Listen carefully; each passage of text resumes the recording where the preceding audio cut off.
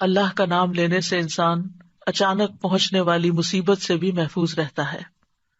عثمان بن عفان کہتے ہیں، میں نے رسول اللہ صلی اللہ علیہ وسلم سے سنا، آپ فرماتے تھے، جس نے شام کو 3 بار یہ دعا پڑھ لی اسے صبح تک کوئی اچانک مصیبت نہیں آئے گی، کوئی اچانک مصیبت نہیں آئے گی۔ یعنی اس کا مطلب نہیں کہ دوسری آ جائے گی، یعنی ایک دم کسی قسم کی پریشانی اس کو لاحق نہیں ہوگی۔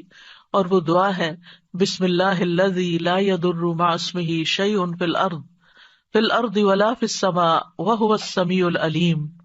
اللہ کے نام سے، وہ ذات کہ اس کے نام سے کوئی چیز زمین میں ہو یا آسمان میں نقصان نہیں دے سکتی، اور وہ خوب سنتا ہے اور خوب جانتا ہے۔ اور جس نے صبح کے وقت یہ دعا پڑھ لی اسے شام تک کوئی اچانک مصیبت نہیں آئے گی، اور جب شام کو کوئی پڑھ لے تو صبح تک اس کو پریشانی نہیں ہوگی۔ اسی طرح اگر انسان بسم اللہ نہیں پڑھتا تو یاد رکھیے کہ بسم اللہ نہ پڑھنے کا نقصان یہ ہے، ابن عباس کہتے ہیں کہ ابلیس نے اللہ تعالیٰ سے کہا کہ تو نے اپنی ساری مخلوق کا رزق واضح کر دیا ہے، میرا رزق کس میں ہے؟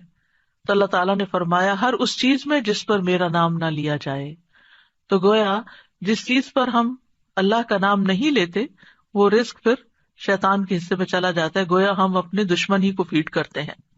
قیامت کے دن بھی اللہ کے نام سے وزنی کوئی چیز نہ ہوگی۔ پھر اسی طرح یعنی اس دعا کے پڑھنے کے مواقع کون کون سے ہیں؟ نمبر 1، ہر کام شروع کرنے سے پہلے، تاکہ اس میں برکت اور مدد حاصل ہو، اس کے اندر قبولیت ہو، ہمیں اخلاص نصیب ہو۔ پھر خاص طور پر کھانا کھانے سے پہلے، حضرت عائشہ کہتی ہیں کہ رسول اللہ صلی اللہ علیہ وسلم نے فرمایا، جب تم میں سے کوئی کھانا کھانے لگے تو چاہیے کہ اللہ تعالیٰ کا نام لے، پھر اگر شروع میں اللہ تعالیٰ کا نام لینا بھول جائے تو چاہیے کہ یوں کہے، بسم اللہ اولہ و آخرہ، اللہ کے نام سے اس کھانے کے شروع میں اور آخر میں بھی۔ پھر اسی طرح لباس اتارتے وقت بسم اللہ پڑھنی چاہیے۔ انس رضی اللہ عنہ سے روایت ہے کہ نبی صلی اللہ علیہ وسلم نے فرمایا، جنوں کی آنکھوں اور بنی آدم کی شرمگاہوں کا پردہ یہ ہے کہ جب ان میں سے کوئی اپنے کپڑے اتارے تو بسم اللہ پڑھ لے، یعنی اتارنے سے پہلے پڑھ لے، تو جن اور شیاطین کی نظر نہیں لگتی۔ اسی طرح جب آپ بچوں کو کپڑے تبدیل کروا رہے ہوں تو اس وقت بھی بسم اللہ پڑھ لیں۔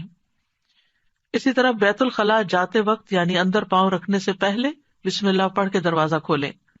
حضرت علی رضی اللہ عنہ روایت کرتے ہیں، کہتے ہیں کہ رسول اللہ صلی اللہ علیہ وسلم نے فرمایا، جنوں کی آنکھوں اور بنی آدم کی شرمگاہوں کا پردہ یہ ہے کہ جب ان میں سے کوئی بیت الخلاء جائے تو بسم اللہ پڑھ لے، کیونکہ جب انسان ننگا ہوتا ہے تو حفاظت کے فرشتے اس سے دور چلے جاتے ہیں، تو اس وقت حفاظت پھر کس سے حاصل ہوگی؟ جب آپ واش روم میں جانے سے پہلے بسم اللہ پڑھ کے پھر داخل ہوں گے۔ اسی طرح وضو سے پہلے، ابو ہریرہ کہتے ہیں کہ رسول اللہ صلی اللہ علیہ وسلم نے فرمایا، لا صلاۃ لمن لا وضوء لہ ولا وضوء لمن لم یذکر اسم اللہ تعالی علیہ، کہ جس کا وضو نہیں اس کی نماز نہیں، اور جو شخص وضو کے شروع میں اللہ تعالیٰ کا نام نہ لے اس کا وضو نہیں۔ اب یہاں پر بعض لوگوں کو یہ پریشانی ہوتی ہے کہ ہم واش روم میں کھڑے ہوتے ہیں، وہیں سنک ہے، وہیں کموڈ ہے، تو پھر ہم بسم اللہ کس طرح پڑھیں؟ اس کے ایک تو یہ ہے کہ جب آپ وضو کی نیت سے جا رہے ہیں تو اندر داخل ہونے سے پہلے ہی پڑھ لیں اور جا کے ٹیپ کھول لیں اور اپنا وضو شروع کر دیں۔ دوسرا یہ ہے کہ آپ دل میں پڑھ لیں، لیکن اگر کوئی بھول گیا ہے تو جس وقت یاد آئے یعنی وضو کے دوران اس وقت بھی پڑھ سکتا ہے۔ پھر اسی طرح پڑھنا ہی بھول گیا تو اس کا کیا مطلب وضو ہوا ہی نہیں سرے سے، یا پھر یہ کہ اس کی اگر وضو نہیں ہوا تو کیا نماز ہی نہیں ہوئی؟ نہیں، اس کا مطلب یہ کہ اس کا وضو کامل نہیں ہوا۔ یہاں علماء نے اس کا مطلب یہ کیا ہے کہ اس کے وضو میں نقص رہ گیا، وضو ہو جائے گا، نماز ہو جائے گی، لیکن وہ جو برکت حاصل ہونی تھی یا زیادہ ثواب ملنا تھا اس سے انسان محروم ہو جاتا ہے۔ پھر اسی طرح یہ ہے کہ قرآن مجید کی قرأت سے پہلے بسم اللہ پڑھنی چاہیے۔